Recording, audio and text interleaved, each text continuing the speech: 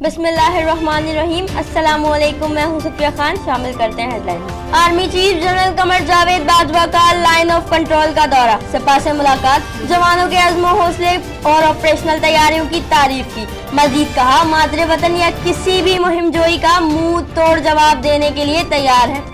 इमरान खान ने कहा, एनआरओ किसी को नहीं मिलेगा। वजीर आजम के बयान पर एहतसाब अदालत में नवाज शरीफ से सवाल। मियां साहब का रद्द अमल देने से गुरेज, कहा टीवी कम देखता हूं, मैंने नहीं सुना। अटॉर्नी जनरल ने सुप्रीम कोर्ट में हाथ खड़े कर दिए। अदालत को बता दिया, जिनकी बैरून मुल्क जायदादें हैं उन पर मुकदमा नहीं चला सकते। चीफ जस्टिस ने रिमार्क्स दिए, मुकदमा नहीं चला सकते, टैक्स तो वसूल कर सकते हैं। फालूदे और रक्शे वाले के बाद टंडो मोहम्मद खान का धोबी भी रातों रात अमीर हो गया। तारिक सईद के अकाउंट में 1 करोड़ 4 लाख की ट्रांजैक्शन निकल आई। FIA ने धोबी को बयान के लिए तलब कर लिया। पाकिस्तान में नौजवानों को नौकरियों की जरूरत है, नौकरियां देने से खुशहाली आएगी। वजीर आजम इमरान खान का खिताब। गैर मुल्की सरमायाकारों के लिए तमाम रुकावटें दूर करने की हिदायत। मजीद कहा, जितनी सरमायाकारी आएगी उतनी ही गुर्बत कम होगी। कश्मीर पर पाकिस्तान का मौक़िफ़ फिर दुनिया पर वाज़ेह।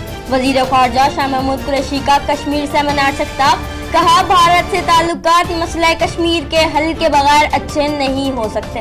वफाकी वज़ीर इत्तलात फवाद चौधरी ने कहा कि सऊदी अरब ने पाकिस्तानियों के लिए वीज़ा फीस कम कर दी।